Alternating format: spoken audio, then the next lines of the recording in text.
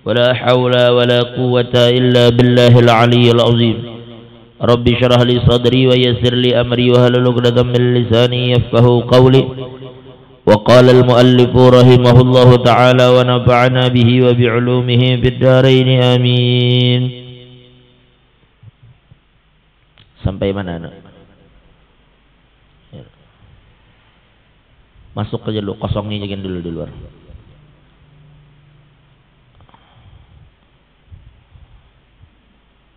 Wa alaika bitahsini itu kah?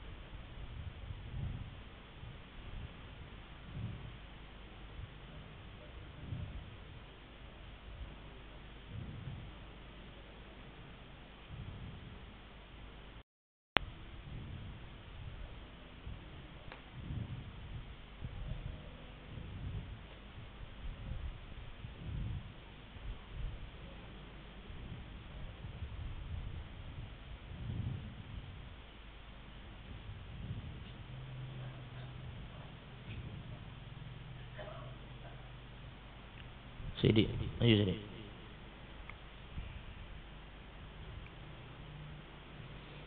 Bismillahirrahmanirrahim. Wa 'alaika bi ada'il fara'id wa jitnabil muharramat.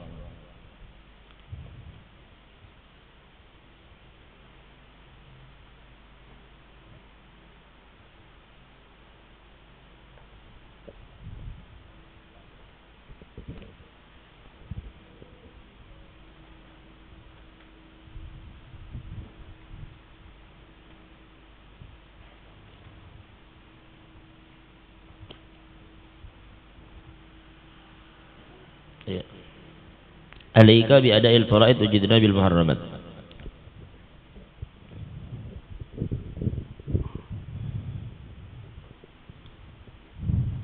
Belum sampai situ. Mana? Sampai mana? Sebelumnya? Masih wakanal imam al-muhajir ilallah yang faslun wa alaika bi tahsini mu'taqadika. Terus. Bismillahirrahmanirrahim. Qala al-muallif rahimahullah ta'ala wa nafa'ana bihi wa bi'ulumihi fid dharain amin. Wa kana al-imam al-muhajir ila Allah jaddu sadatil madhkurin Sayyidi Ahmad ibn Isa bin Muhammad bin Ali ibn al-Imam Ja'far as-Sadiq radhiyallahu anhum lamma ra'a zuhur al-bid'i wa kasratal ahwa wa ikhtilafal ara'i bil Iraq hajara minha wa lam yazal nafa'allahu ta'ala bih yatanaqqalu fil ardi hatta ata arda Hadramaut fa aqama biha ila an tuwfiya fa barakallahu fi aqibihi hatta ishtahara minhum al-jamul ghafiru bil ilmi wal ibadati wal wilayati wal ma'rifah wa lam ولم يعرض لهم ما عرض لجماعة من أهل البيت النبوي من انتحال البدع واتباع الأهواء المضلة ببركة نية هذا الإمام المؤتمن وفراره بدينه من مواضع الفتن فالله تعالى يجزيه عنا أفضل ما جزى والدا عن ولده ويرفع درجاته مع آباء الكرام في عليين ويلحقنا بهم في خير وعافية غير مبدلين ولا مفتونين إنه أرحم الراحمين والماتريدية كالأشعرية في جميع ما تقدم. بسم الله الرحمن الرحيم. وكان الإمام سيدنا المهاجر إلى الله أي جد Ali Abi Alawi. Ini Imam Ahmad bin Isa bin Muhammad bin Ali Al-Uraidi bin Sayyidina Al-Imam Ja'far Shadiq. Ali Al-Uraidi ini adalah salah satu anak terkecil daripada Sayyidina Ja'far Shadiq. Beliau asalnya tinggal di negeri Irak yang memiliki banyak sekali kebun, banyak sekali harta. Tetapi saat itu terjadi fitnah besar di negeri Irak. Bermunculan ajaran-ajaran yang menyimpang dari kebenaran. Dan setiap ajaran itu hampir semuanya merasa benar. Dan di antara fitnah yang terjadi adalah keluarga Nabi Muhammad itu mendapat ujian yang sangat besar. Emang dari dulu sudah keluarga Nabi Muhammad ini diuji. Sejak zaman Sayyidina Ali. Lalu wafat Sayyidina Ali, kemudian kekhalifahan berpindah kepada Sayyidina Hasan. Tetapi Sayyidina Hasan kemudian menyerahkan kekhalifahan itu kepada Muawiyah. Dan Sayyidina Hasan berpesan kepada Sayyidina Husain, apabila aku mati maka kuburkan aku di samping ayahku. Maksudnya di samping Nabi Muhammad. Itu pesan Sayyidina Hasan kepada Sayyidina Husain ketika beliau diracun. Lalu kemudian Imam Hasan mengatakan, jika suatu saat kamu lihat akan terjadi pertumpahan darah di antara kaum muslimin, akan terjadi fitnah, maka mengalahlah dan jangan tumpahkan darah satupun dari kaum muslimin, dan kuburkan aku di kubur kaum muslimin. Begitu meninggal Sayyidina Hasan, maka Sayyidina Husain akhirnya membawa jenazah saudaranya kepada Hadratul Rasul dan dikuburkan di sekitar dikuburkan di sekitar Rasulullah, Sayyidina Abu Bakar dan Umar. Lalu di saat itu datang sekelompok orang yang diperintahkan oleh Waliul Amr saat itu, wali Madinah saat itu, karena dari golongan Bani Umayyah. Lalu mereka menolak Hasan dikubur di situ. Lalu mereka mengangkat bendera dari kelompok Bani Umayyah. Barang siapa yang membiarkan Hasan berkubur di sini, kami angkat senjata. Jadi semua Bani Umayyah saat itu mengangkat senjatanya. Melihat itu, maka Bani Hashim kada diam. Bani Hashim, Bani Muttalib, kemudian keluarga-keluarga besar Nabi Muhammad itu mengangkat senjata juga. Bila mereka mengangkat senjata, kami pun angkat senjata. Lalu kabilah-kabilah lain pun simpati dengan keluarga Nabi Muhammad. Maka di saat itu kelompok Bani Umayyah sudah membawa bendera perangnya, dan Sayyidina Husain pun sudah mengangkat bendera perangnya. Di saat itulah datang Sayyidina Abdullah bin Ja'far. Sayyidina Abdullah bin Ja'far ini anak daripada Ja'far At-Tayyar. Ja'far At-Tayyar itu punya anak namanya Abdullah. Abdullah ini kemudian mengatakan kepada pamannya, paman tunggu dulu. Pian lupakah bahwa kemarin saya bukan paman lah, Hasan anak Ali, Husain anak Ali, Abdullah anak Ja'far, berarti sepupu lah. Ya benal am ya. Sepupuku. Pian lupakah kemarin Hasan berpesan, kuburkan aku di samping ayahku, di samping kakekku.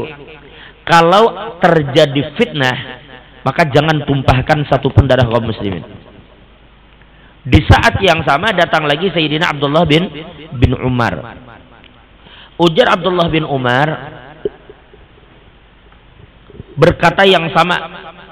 Artinya jangan kamu tumpahkan darah kaum muslimin, karena saudaramu Hasan berpesan dan Rasulullah memuji saudaramu bahwa dengan anakku ini Allah akan menghentikan pertikaian di kalangan kaum muslimin, akan mendamaikan dua pihak dari kaum muslimin. Maka mendengar itu Sayyidina Husain kada jadi mengangkat pedangnya, lalu kemudian beliau mengalah. Lalu Sayyidina Hasan yang sudah berada di hadrat Rasul itu diangkat lagi menuju Baqi.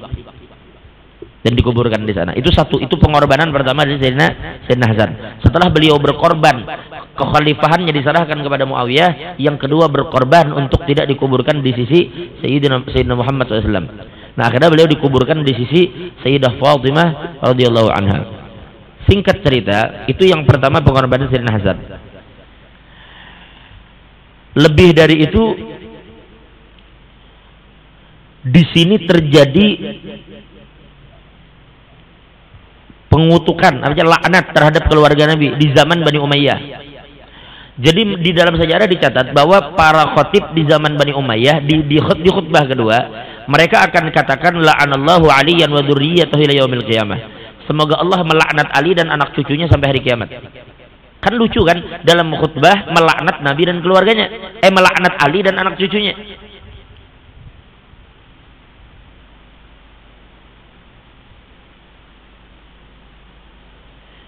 Coba Bang Saidi, di atas meja ini ada kitab namanya Tuhfatul Ashraf.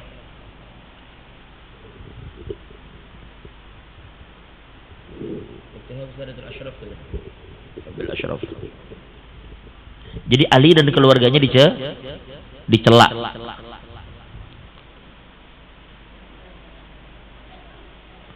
Melihat itu Sayyidina Umar bin Abdul Aziz melarang. Ujar Sayyidina Umar bin Abdul Aziz, sejak hari ini jangan lagi ada yang mengutuk Ali dan anak cucunya di khutbah. Jangan dicela lagi.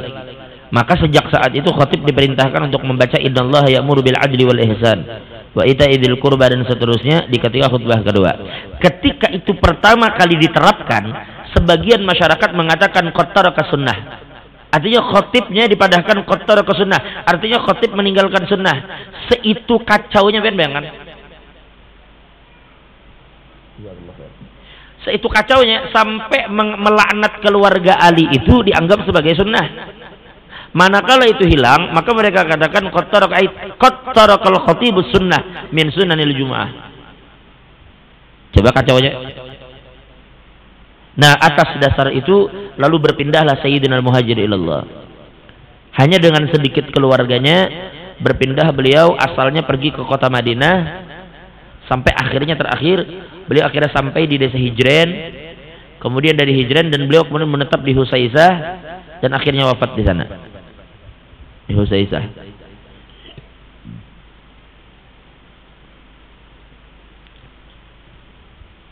Itulah kemudian ulama mengatakan, apabila seseorang hidup di suatu kampung, yang di kampung itu berpotensi mempengaruhinya ke arah yang tidak baik.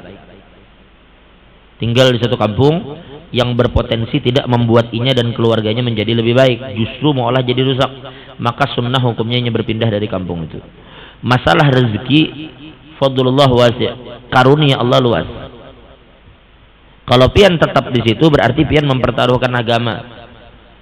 Maka berhijrah dari situ lebih baik. Siapa tahu pian berada di tempat awal pian punya gaji 10 juta, tetapi ketika pian pindah di tempat yang baru pian memiliki usaha yang mandiri, boleh jadi gaji pian di atas 50 atau 100 juta. Tetapi pian berpindah atas dasar takwa. Allah berfirman, "Wa may yattaqillaha yaj'al lahu makhraja wa yarzuqhu min haitsu la yahtasib."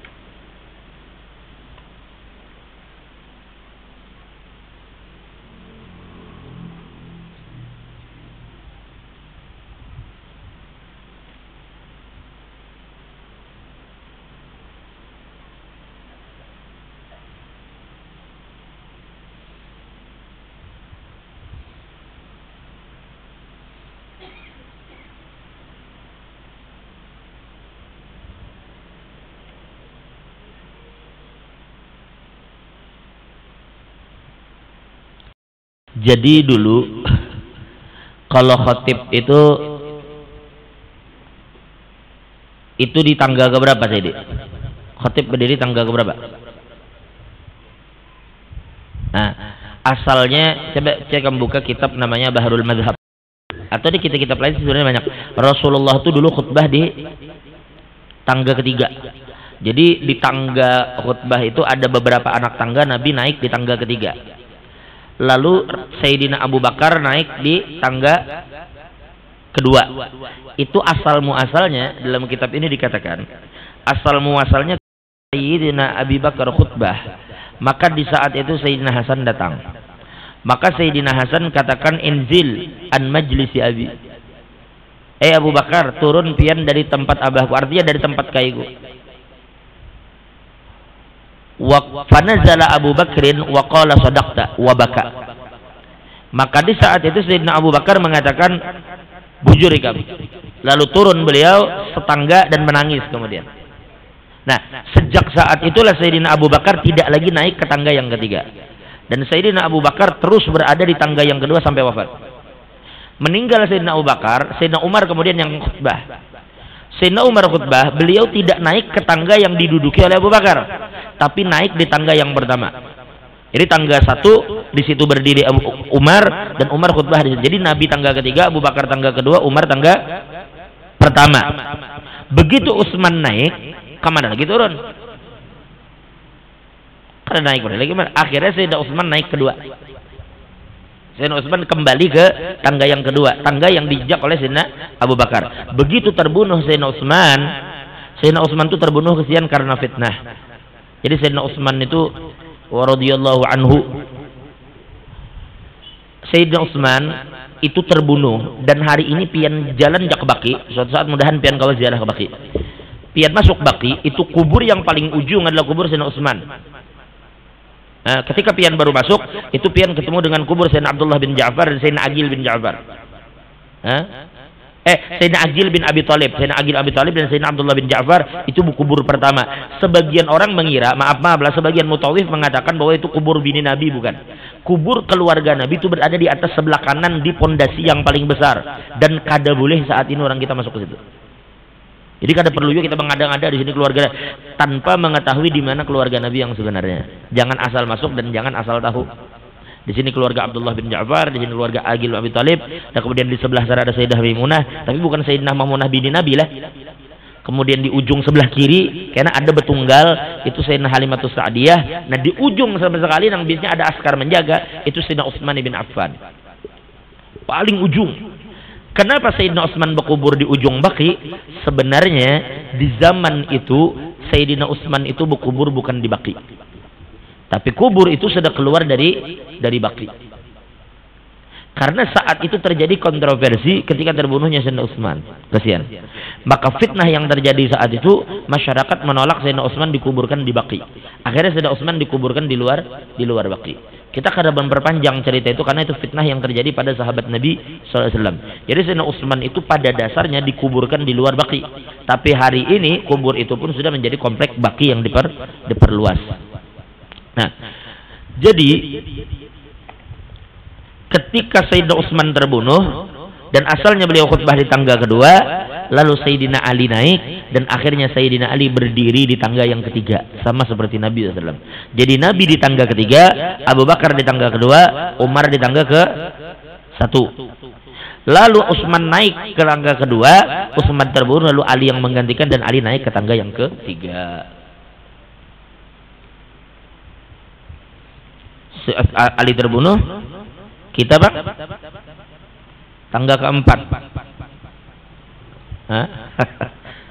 Tangga kedua silahkan, atau biar hendak naik ketiga pun silahkan, itu tidak ada masalah. Nah, itu bukan syarat, karena ada hubungannya dengan syarat. Hanya orang berdiri di tangga kedua karena merasa kada pantas Nabi jar berdiri di tiga, maka aku cukup jadi dua gitu. Tapi sebenarnya andai kata lebih tinggi dari itu, kalau di Turki orang bisa sampai anak tangga ke-14, ke-15. Jadi di Turki itu khotib itu lebih tinggi dari pelafonnya. Nah. Masjid Sultan Ahmad itu khotib lebih tinggi dari pelafon, tinggi. Okay. Kada masalah sih sebenarnya, itu kada masalah. Karena inti dari seorang khotib itu adalah nampak jelas bagi orang yang melihat dan mendengar.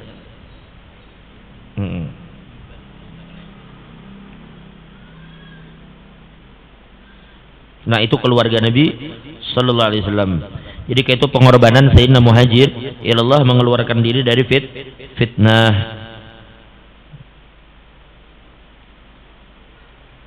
Dan keluarga Nabi ini adalah keluarga yang menyibukkan diri dengan ilmu. Menyibukkan diri dengan ilmu. Okay. Itulah kenapa setelah zaman Sayyidina Muhajir itu banyak ujian di Hadramut, sampai mereka terlibat dalam beberapa kali pertempuran, tapi selalu dimenangkan oleh keluarga Nabi. Karena pada dasarnya keluarga Nabi itu adalah singa. Keluarga Nabi itu jangan pian kira orang-orang penakut. Memang dari generasi awal Sayyidina Ali itu orang-orang yang siap bertempur apabila membela agama Allah. Dilanjutkan Sayyidina itu bukan orang penakut semua memang. Suatu hari Sayyidina Muhammad bin Hanafiyah ini anak Sayyidina Ali dari bini yang lain, bukan dari Sayyidah Fatimah. Jadi Muhammad al-Hanafiyah suatu hari dalam pertempuran Siffin. Dalam pertempuran Siffin, Hasan Husain itu menerjang musuh kayak singa. Hasan Husain itu kayak singa bertempur. Tapi Muhammad bin Hanafiyah bukan penakut, pemberani juga. Tapi musuh kebanyakan berpikir, ya sidin, mun sikung nang maju 10, bermundur dulu. Karena bila musuh pinalengah maju lagi. Kalau Hasan Husain bujur-bujur kadedak nih sama sekali, anda 10, anda 2 terjang terus. Makanya dikatakan Shiblail Asad, 2 orang anak singa. Ya, anak Sayyidina Ali, maksudnya si Hasan Husain itu bujur-bujur kada takut terus bila musuh ada di hadapannya 10, 20, 30 terjang terus, itu Hasan Husain. Tapi Muhammad bin Hanafiyah bilanya musuh tuh 5 aja atau 10 aja, Sayyidina masih hadapi, tapi kalau sudah kebanyakan Sayyidina mundur. Karena maju mundur. Tapi kada pakai cantik lah itu si anu tuh. Maju mundur Sayyidina Muhammad bin Hanafiyah. Nah, lalu saat itu Sayyidina Husain berkata, Sayyidina Ali berkata, ujar Sayyidina Ali, darah yang mengalir di darahnya itu lain darahku. Ayo Sayyidina Ali. Ketika melihat anaknya Muhammad bin Hanafiyah melihat musuh banyak terundur, ujar Sayyidina Ali, darah yang mengalir di darahnya itu bukan darahku, itu darah mamanya Sayyidina Ali. Coba. Ini darah singa ada di dalam tubuh mereka. Ini singa Allah. Orang yang benar-benar berani berjuang dengan Allah. Jadi wajar pian bila melihat bubuan habaib tuh kenapa jar wani mana jar. Kadang kita nang mahayakan memang kayak dalam mereka. Mereka tuh orang-orang pemberani, orang-orang pejuang. Amun diancam jadi dibunuh. Keluarga Nabi itu banyak dibunuh. Sayyidina Ali dibunuh, Sayyidina Hasan dibunuh, Sayyidina Husain dibunuh. Anak-anak Sayyidina Husain banyak dibunuh. Tertinggal Sayyidina Ali Zainal Abidin yang kada terbunuh. Nah, begitu sampai di zamannya Sayyidina Faqih Muqaddam, lalu Sayyidina Faqih Muqaddam berpikir sampai kapan peperangan ini terus berlanjut. Akhirnya beliau ambil pedang beliau lalu beliau patahkan. Begitu beliau itu pedang itu patahkan, beliau lebih memilih untuk memasuki dunia sufiyah. Nah, sejak saat itulah para ulama-ulama di Hadramut mereka lebih memilih untuk menempuh jalan para sufi. Dan pedang itu sampai hari ini masih ada di Dawaan. Disimpan di sana. Sejak saat itu mereka lebih memfokuskan diri mereka kepada ilmu untuk keluarga Nabi.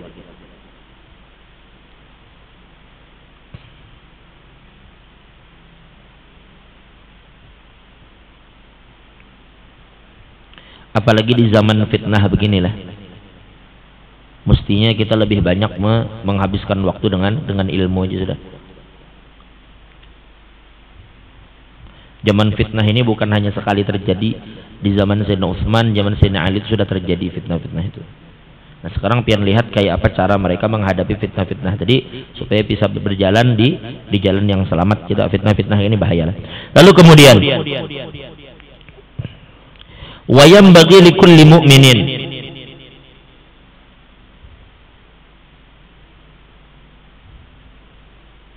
aja.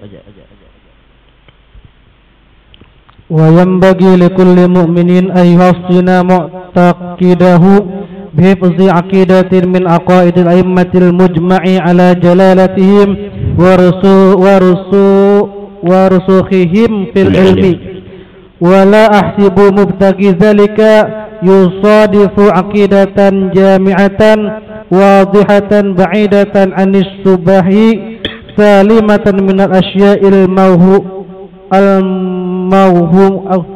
الموهمة مثل عقيدة الإمام الغزالي رضي الله عنه التي أوردها في الفصل الأول من كتاب قواعد العقائد من الإحياء، فعليك بها، فإن تشوفت إلى مزيد فانظر في الرسالة القدسية الذي أوردها في الفصل الثالث من الكتاب المذكور. ولا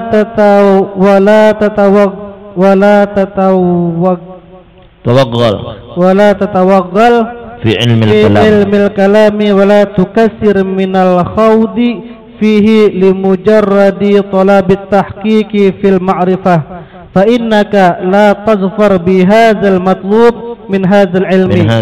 Naam. Sekarang yang paling penting bagi pian yang pertama adalah membenarkan akidah dan membenarkan i'tiqad. Setelah itu i'tiqad kita benar, akidah kita benar, lalu pikirkan kayak apa caranya untuk membersihkan batin pian. Karena pada akhirnya orang-orang yang selamat di hadapan Allah bukan orang yang banyak sholat ataupun banyak puasa, bukan orang yang banyak ibadat, tetapi orang yang datang bertemu Allah dengan membawa hati yang bersih, tidak membawa dendam kepada kaum muslimin, kada memiliki amarah yang meluap-luap kepada kaum muslimin. Kalau pian hendak melihat orang, maka ulama katakan pandang orang itu bi'ainil haqiqah. Kada mau sarik hati itu. Hukum hudud. Kita akan lihat zahir dengan kacamata syariat, tetapi lihat lagi di balik itu ada hakikat di dalamnya. Bahwa semua kelakuan hamba itu kada lepas dari kehendak Tuhan. Lalu hati itu kada mau sarik dan ketika orang menyakiti ikam kada mau sarik. Ketika orang menyakiti ikam kada bisa mengutuk-ngutuk orang, karena ikam paham hakikat yang terjadi ini sebenarnya kayak apa. Oh, segala sesuatu di alam ini kada akan terjadi kalau bukan kada kehendak Allah Ta'ala. Berarti memang Allah Ta'ala berkehendak. Allah itu tauhid, Allah Ta'ala itu esa, bukan hanya pada zatnya, tetapi Allah pun esa dalam sifat dan af'alnya. Af'al Tuhan pun tunggal,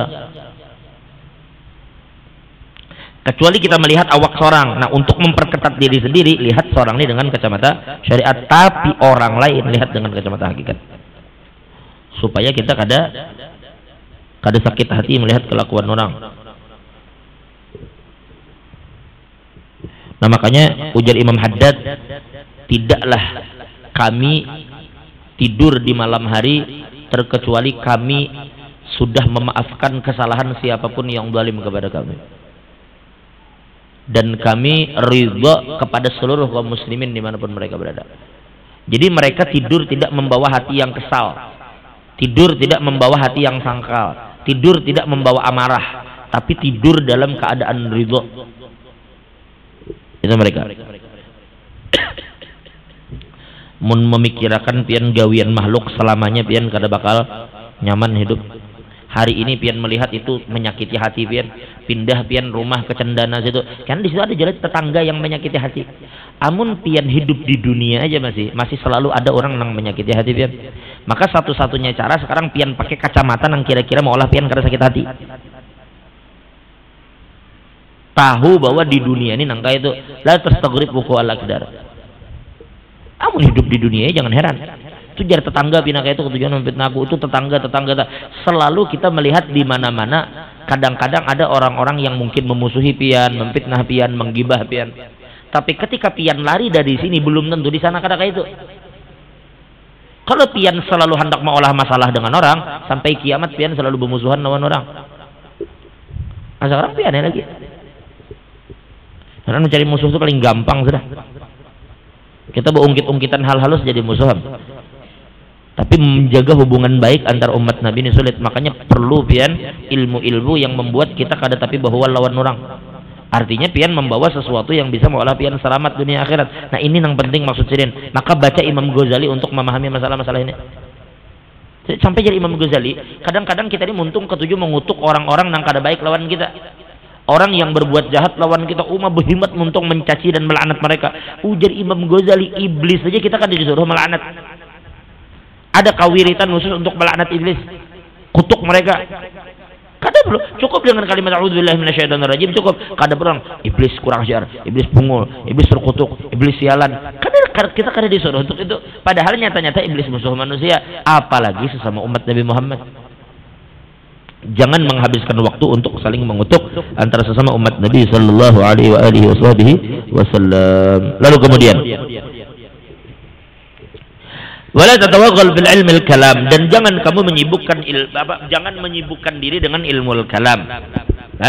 Ilmu yang terlalu dalam membahas masalah ketuhanan itu terkadang akan membinasakan bagi orang-orang yang tidak memiliki modal untuk masuk ke area itu. Itulah kenapa kemudian Habib Zain bin Smith katakan la tata'ammaku fi ilmi tauhid fatashuk. Dan Sayyidina Ali katakan wala takun fi bahril amik fatahlik. Ujar Sayyidina Ali, kamu jangan menyelam di lautan yang terlalu dalam, kamu bakal tenggelam. Karena modal kita untuk bermain di area itu kada cukup. Tapi bagi orang yang memiliki alat tertentu, justru menyelam di lautan itu asik. Tapi ini bisa alat, bisa kemampuan, dan ada orang yang membimbinginya di situ. Kayak orang snorkeling terus, punya masuk ke laut, melihat begitu banyak binatang-binatang besar di bawah sana, yang menjaga dan membimbing ada. Oh asik sekalinya menyelam di sungai, rami dingin, menyelam di laut lebih asik bagi orang yang memiliki kemampuan menyelam di situ.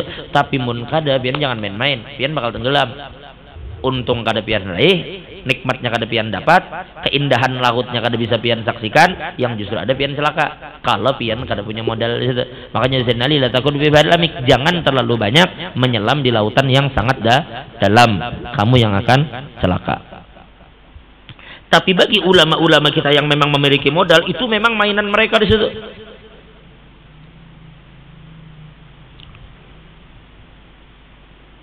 Banyak ulama-ulama kita yang bermain di ranah falsafat, ulama-ulama kita yang bermain di area-area yang berbahaya, tapi dia punya modal di situ.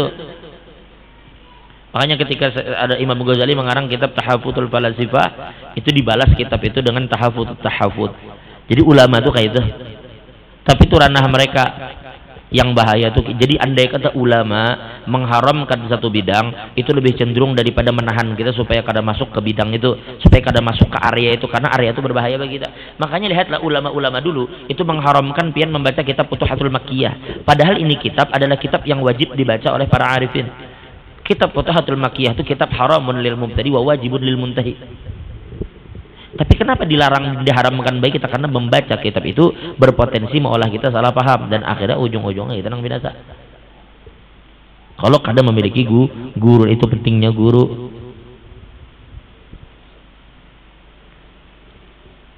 Kada bisa pian kada punya pembimbing menyelami lautan-lautan dunia aja pian kada pembimbing kada apa, apalagi menyelami lautan haqaiq. Kada bisa. Di dalam hakikat itu, ujar Imam Syibli, terdapat berbagai macam pulang. Ketika orang bisa memahami Quran secara zahir, ada orang yang bisa memahami ayat secara batin. Itu karunia Allah. Tapi ketika ingin membahas ayat secara batin, kita anggap hebatnya orang ini luar biasa, pemahamannya beda dari orang banyak. Jika orang itu bermain di permukaan airnya di dalam. Orang yang di permukaan air ini cuma melihat beberapa lumba-lumba yang sedang meloncat-loncat. Ada 10, 20 lumba. Itu yang inya lihat di permukaan air. Tapi begitunya ke dalam, inya akan melihat lebih banyak iwak di dalam sana.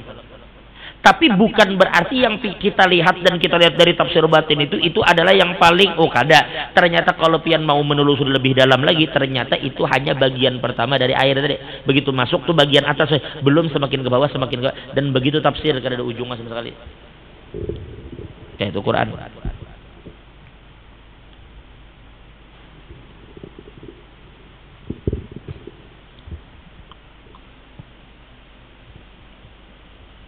Jadi jangan menyibukkan waktu dengan memperdalam ilmu-ilmu masalah tauhid yang kelampau rumit, yang justru akan membuat pian ragu memikirkan zat Tuhan. Kada bakal bisa. Pada akhirnya jadi sirin apa? Wala tazwar bihadzal matlub min hadzal ilm, dan kamu tidak akan pernah untung, tidak akan mendapatkan keuntungan apapun dengan kesibukan itu. Terlalu menyibukkan diri memikirkan zat Tuhan, terlalu menyibukkan diri memikirkan. Ada dulu pernah ulun ditakuni orang, kita nang ditakuni aja pusing. Anu jar, Allah Ta'ala tuh dulu lawan siapa jar? Sorangan kita, kada ada siapa-siapa. Anu Allah Ta'ala tuh jadi Tuhan mulai bahari lah jar. Nya kado pokoknya hanya orang kuliah bahari, cuma betakun tuh ngeri, pusing kepala kita ditakuni. Iya jadi kita Allah Ta'ala sorangan. Kenapa ya jar bisanya tiba-tiba sering jadi Tuhan kayak itu jar? Mulai bahari lah menyorangan sini jadi Tuhan. Untungnya bang sini jar. Jadi kita gilanya kan anak takon. Kita pusing takunin itu. Nah, ini pemikiran ini yang bisa malah gila tuh ya. Kepalanya langsung memet, pikirakan jujur. Wih, kok Allah Ta'ala jaka ibarat nang kayak film-film itu kan para dewa tuh bertempur, siapa yang memenangkan pertempuran jadi dewa. Nih datang tiba-tiba aja jadi Tuhan sorangan. Tiba-tiba aja Allah Ta'ala tuh sendirian dengan keesaannya. Sebelumnya kok bisa sih nang jadi Tuhan ya? Nah, pemikiran ini yang berbahaya tuh. Pemikiran yang dilarang. Itu menyakiti kepala seorang. Sudah jelas daripada la tatafakkaru fi dzatillah, jangan memikirkan zat Tuhan. Iya masih memikirkan itu maksiat hukumnya. Hanya melanggar perintah Nabi menyuruh jangan memikirkan zat Tuhan itu. Iya masih ngotot memikirkan zat Tuhan.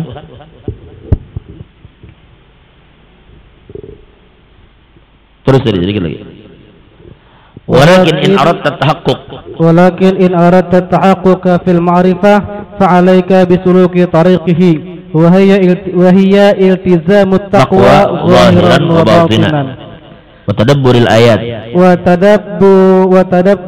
وتدبر الآيات والأخبار والنظر في ملكوت السماوات والأرض على قصد الاعتبار وتهذيب أخلاق النفس وتلطيف كثافتها بحسن الريادة وتسقيل مرآة القلب بملازمة الذكر والفكر والإعراض عما يشغل عن التجرد لهذا الأمر فهذا سبيل التحصيل إن سلكته عثرت إن شاء الله تعالى على المطلوب وظفرت بالأمر المرغوب والصوفية إنما جاهدوا نفوسهم وبالغوا في رياضتها وقطعوها عن عاداتها ومألوفاتها لعلمهم بتوقف حصول كمال المعرفة على ذلك وعلى كمال المعرفة يتوقف التحقق بمقام العبودية الذي هو بغية العارفين وأمنية المحققين رضي الله عنهم أجمعين. Baik, lakin in aradta at-tahaqquq bil ma'rifah 'alaika bi suluki tariqihi wa yaltizamu at-taqwa zahiran wa batinan wa tadabbur al-ayati wal akhbar wan nadhar fi malakuti as-samawati wal ardi 'ala qasdi al-i'tibar. Jadi sekarang ujar beliau, yang harus kamu pikirkan adalah bukan memikirkan Tuhan tadi sekali lagi lah, bukan memikirkan Tuhannya, bukan memikirkan zat Tuhan, tetapi sekarang ujar beliau, fikirkan bagaimana caranya kamu bisa berjalan di jalan takwa zahiran wa batinan. Ini jalan yang bakal menyampaikan kamu kepada Allah. Kemudian mentadabburi ayat dan hadis-hadis tadi kita tadabbur, kita fikirkan baik-baik maksud dari semua itu. Kemudian kita melihat kepada kebesaran kerajaan Allah ini dengan mengambil i'tibar. Makanya kadang bapak katakan, pian tulak misalnya ke sana kemari, karena bila isi duit membawa keluarga berlibur ke Singapura, karena isi duit membawa keluarga berlibur kemana untuk melihat kebesaran Allah Ta'ala ini. Nah, ada suatu saat pian bakal mati akhirnya terkurung di dalam tanah karena kau kemana-mana lagi. Duit ada, bawa kemana? Bawa anak bini pian melihat kebesaran Allah Ta'ala. Men kada kawa tulak ke jauh, ke paparak aja, ke jantur ke kemana? Muara muntai. Melihat kebesaran Allah yang Allah sebarkan di muka bumi ini. Nah, itu lebih baik bagi pian dibanding pian memikirkan Tuhan. Fikirkan baik-baik, ulang, perhatikan baik-baik. Ketika ulun diundang ke mana? Sangkulirang. Ulun kada perlu memikirkan kayak apa Sangkulirang. Pertama, Sangkulirang itu kada pernah ulun datangi. Yang kedua, kada pernah ada cerita tentang Sangkulirang. Yang ketiga, kemudian Sangkulirang di tempat yang kada banyak orang yang tahu tentang itu. Tapi yang harus ulun pikirkan, persiapkan diri kayak apa caranya ulun membawa bekal dan jangan sampai ulun tertinggal dari mobil yang akan mengantarkan ulun ke Sangkulirang. Yang harus pian lakukan, Allah mengirim Rasul untuk membawa kita ke hadrat Allah. Lalu yang harus pian pikirkan, ikatkan diri pian dengan Nabi supaya pian kada tertinggal. Karena Nabi ini Allah kirim untuk membawa kita kepada Allah, makanya Rasul. Lalu semua yang Nabi perintahkan pian gawi, yang Nabi larang tinggalkan. Nah, lalu amal ibadat yang pian lakukan itu bukan cuma sekedar disiap wa tazawwadu fa inna khairaz zadi taqwa. Maka takwa nang ini Takwa yang zahir itu mesti digabung dengan takwa yang batin. Takwa itu modal pian untuk bertemu Tuhan. Tetapi modal itu jangan terbelirit. Ikat bujur-bujur modal supaya kada tertinggal ketika pian berhadapan Allah Ta'ala. Maka perlukan lagi takwa batin. Kayak apa caranya ikatkan diri pian lawan Nabi itu pembahasan-pembahasan lain. Intinya kita sholat, kita puasa, kita beribadat. Tapi jangan lupa semua ibadat itu ikat lawan Nabi Muhammad. Kalau itu tertinggal, pian bahaya. Pian siapkan koper silakan, masukkan obat dalam koper itu, masukkan baju ke situ, masukkan selawar ke situ, masukkan selimut ke situ. Tapi pian jangan lupa koper itu naikkan ke mobil. Jangan tertinggal. Kalau antara koper dengan mobil kada ada kaitan, yang bahayanya tertinggal. Pian bahaya kena di sana. Modal pian kada ada, bekal pian tertinggal. Maka caranya apakah pian letakkan di bagasinya kah, atau pian letakkan di atas digantung kah? Yang penting kaitkan antara barang pian dengan mobil yang membawa. Kalau pian kada memiliki kaitan dengan Nabi, pian bahaya kena di hadapan Allah Ta'ala. Kalau pian kada memiliki kaitan dengan Nabi Muhammad, maka kaitan dengan Nabi ini disebut dengan sirrul ittisal.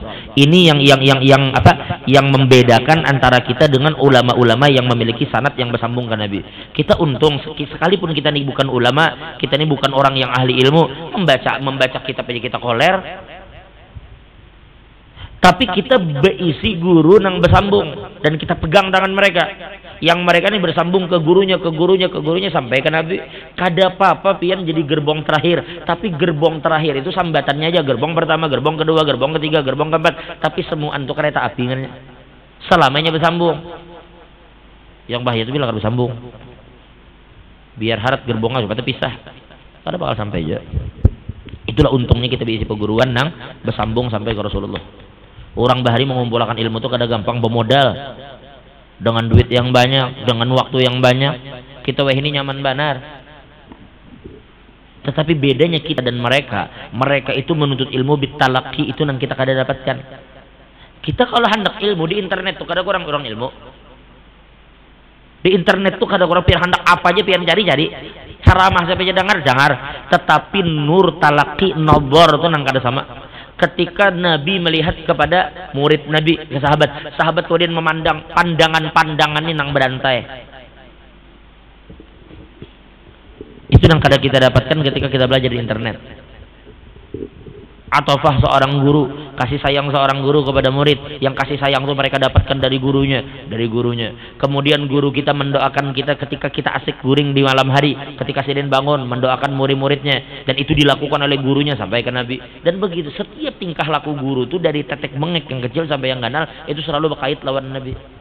Itu untungnya kita duduk di hadapan ulama-ulama yang kaya itu.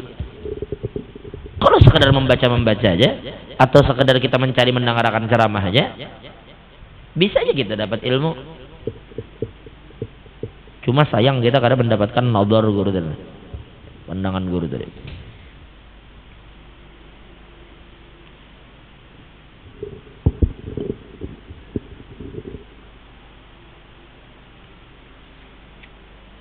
Dan satu hal yang kita kada dapat di internet, doa.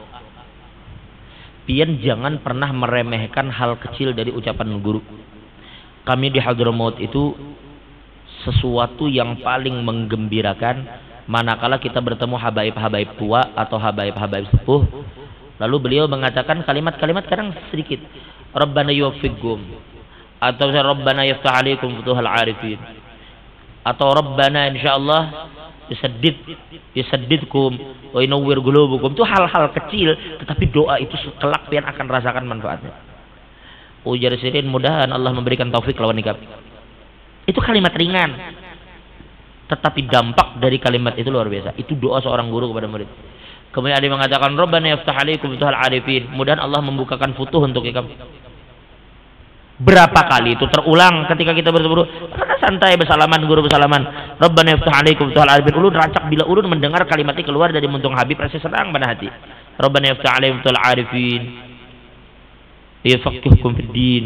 Allah sering membukakan ikam futuh, memberikan ikam pemahaman agama. Hari ini pian kada rasakan manfaat, tapi suatu hari pian bakal rasakan itu. pian bakal rasakan futuh. Itu kada berarti pian harus membaca di kitab pian paham. Terkadang ada orang kada membaca kitab, inya membaca satu masalah, tiba-tiba Allah memberikan ilham pemahaman kepada inya sesuatu yang sebelumnya karena belajar. Itu makna futuh salah satunya itu. Aku kan pernah belajar, tapi tiba-tiba ketika aku baca aku pahami. Seakan Allah memberikan pemahaman, satu pemahaman yang kadang pernah diajarkan orang lain kepadaku. Nah itu salah satu makna futuh itu. Jangan meremehkan doa guru. Boleh jadi hari ini kita terbantu karena doa guru saat itu. Pokoknya biar seandainya kita bertemu guru kada dibari apapun kecuali ucapan itu untung mana sudah biar. Wallahu a'lam bishawab. Jadi pikirakan jadi apa? Jadi sendiri pikirakan sekarang kayak apa caranya kita bisa berjalan di jalan Nabi zahiran wa batina, kemudian kita mentadabburi ayat-ayat Al-Qur'an, kada usah terlalu memikirkan tauhid nang akhirnya malah pian pusing. Maksudnya tauhid yang terlalu dalam, memikirkan zat ini, martabat ini, apa yang ada di belakang arasy dan segala macam. Itu menyakiti kepala pian mana umpati Nabi selesai urusan. Kaina dulu masalah sangkulirang itu di situ ada anu kena memikirkan itu. Umpati aja mobil Nabi supaya pian sampai ke sana. Jangan kebanyakan membahas ujung-ujungnya mobil tertinggal. Akhirnya apa yang pian dapat? Karena ada yang pian dapat. Allah alam bishawab. Insyaallah kita lanjutkan pada minggu yang akan datang. Dan minggu akan datang setelahnya kita mungkin ada daurah sekitar 3 hari atau 4 hari atau 5 hari di akhir Sya'ban, membahas semua bab puasa yang ada dalam kitab Taqriratus Sadidah. Jadi kitab Taqriratus Sadidah kita akan bahas di dalam bab saumnya. Kita akan bahas itu mungkin selama 5 hari berturut-turut atau 3 hari berturut-turut. Waktunya mungkin ba'dal asar, antara asar ke maghrib. Kita lihat kena, dan waktu kapannya karena kita akan sampaikan di kesempatan yang akan datang. Jadi khusus bab puasa, dan kita akan bahas sebelum bulan puasa. Karena kalau sudah bulan puasa, tapi itu kita bahas hanya itu saja. Kita akan membahas bab puasanya saja yang ada dalam kitab Taqriratus Sadidah. Dan kalau tidak khilaf sekitar tanggal 13 atau tanggal 14 April, insyaallah kalau tidak khilaf akan datang Habib Hasan Al-Kaf, penulis kitab Taqriratus Sadidah. Cuma mungkin di tanggal itu pas kami insyaallah mungkin berada di Hadramut. Jadi kalau mereka datang di sini di mana membuat daurah, kalau bisa pian umpati. Jadi supaya pian dapatkan langsung ijazah dari muallif. Apakah mungkin di sini sidin selama 2 hari? Kalau tidak khilaf beliau akan membuka daurah yang berkaitan dengan bab taharah awal daripada kitab Taqrirat. Nanti pian hadiri itu bawa kitab Taqrirat, kemudian meminta ijazah kepada beliau.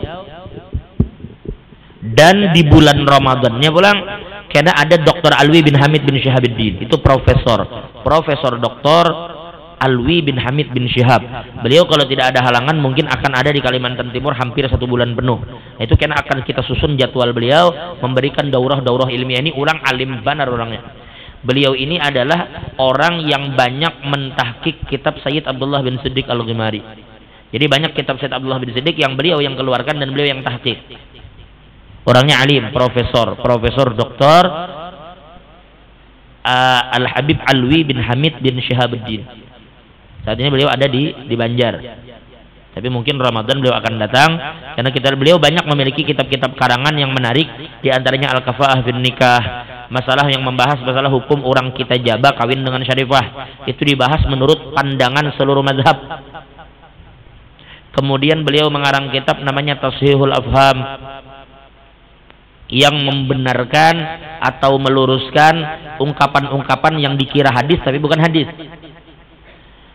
Banyak kitab karangan sidin itu kitab-kitab bermutu semua karena orangnya yang mengarang dasar alim benar memang orang-orang yang pembahasan. Dan beliau ada mengarang Alamad Hajil Bayukuniyah, masalah hadis mustalah tapi dengan sesuatu yang sudah dirincikan secara detail. Jadi kalau ingin membahas masalah usul hadis yang agak ringan, penjelasannya ringan tetapi sebenarnya rinci, itu karangan Dr. Alwi bin Hamid bin Syihabuddin. Jadi ketika membahas masalah mustalahul hadis, itu jelas sekali karangan beliau di situ dan bermanfaat bagi kita untuk kita baca. Wallahu a'lam bishawab. Malam Rabu ini kita tetap pengajian kayak biasa, dan kemudian hari Minggu depan kita tetap pengajian seperti biasa. Mudah-mudahan Allah ampuni dosa kita, Allah tutup segala aib dan kekurangan kita. Allah dengan rahmat-Nya yang luas seperti Allah kumpulkan kita dan dikumpulkan dalam surga-Nya Allah. Ala hadhihi ni'a ala kulli man wa bihi salafus salih ala hadratin nabi al-Fatihah. Alhamdulillah rabbil salatu wassalamu ala asyrafil mursalin sayyidina wa syafiina maulana Muhammadin wa ala alihi wa sahbihi ajma'in. Allahumma awsil wa baligh wa taqabbal thawaba ma qara'nahu min al-Qur'an al-'azim innahu wal akhiratu li sayyidina wa syafiina maulana Muhammadin sallallahu alaihi wasallam ziyaratan bi syarab wa ghurama thumma sabbi dhalika ila arwahi abai wa ikhwanihi min al-anbiya wal mursalin sallallahu alaihi wa alihi ajma'in. Thumma sabbi dhalika ila al-alim kullu sahabatul kiram wa tabi'in tabi'in wa man tabi'ahum min salamatin. Thumma sabbi dhalika ila arwah al-arba'atil a'immatil mujtahidin wa qalladihim fid din wal 'ulama al-'amilin wal fuqaha muhaddithin wal qurra wa sadatu suwayat al-muhaddithin. Thumma sabbi dhalika ila arwah jami'il mu'minina والمؤمنات والمسلمين والمسلمات لمن ذكر الله ذكر لهم ولمن زائر لهم. ثم خصوصا لروح عبدك سيدنا العالي والعلامة شيخ محمد أحمد شرواني الزهري البنجري وأصوله وفروعه. ثم خصوصا إلى روح حجي جامدين بن حجي يعقوب وحجي ميمونة بنت حجي صحاب الدين. ثم إلى روح حجي طيبة بنت حجي تمالية وحجي صحاب الدين بن عبد الله حجي محمد يعقوب بن عبد الله حجي سمسية بنت حجي محمد يعقوب وحجي جامدين بن حجي محمد يعقوب وحجي ميمونة بنت حجي صحاب الدين وأمواتنا وأموات المسلمين أجر الله مغفر لهم وارحمهم وعافهم واعف عنهم. اللهم اجعل قبورهم روضة من رياض الجنة واجعل قبورهم فرطا النيران. اللهم إن كانوا محسنين فزد فيزن وإن كانوا مسيئين تجاوز عن سيد برحمتك يا أرحم الراحمين. اللهم انزل الرحمة والنعمة والبركة والشفاعة على رب رحمتك يا أرحم الراحمين. اللهم اجعل جميع ذلك فداء له من النار فكاكا له من النار شراء له من النار سترا له من النار ونجاة له من النار. ربنا آتنا في الدنيا حسنة وفي الآخرة حسنة وقنا عذاب النار. صلى الله على سيدنا محمد وعلى آل سيدنا محمد والحمد لله رب العالمين. تقبل الله منكم.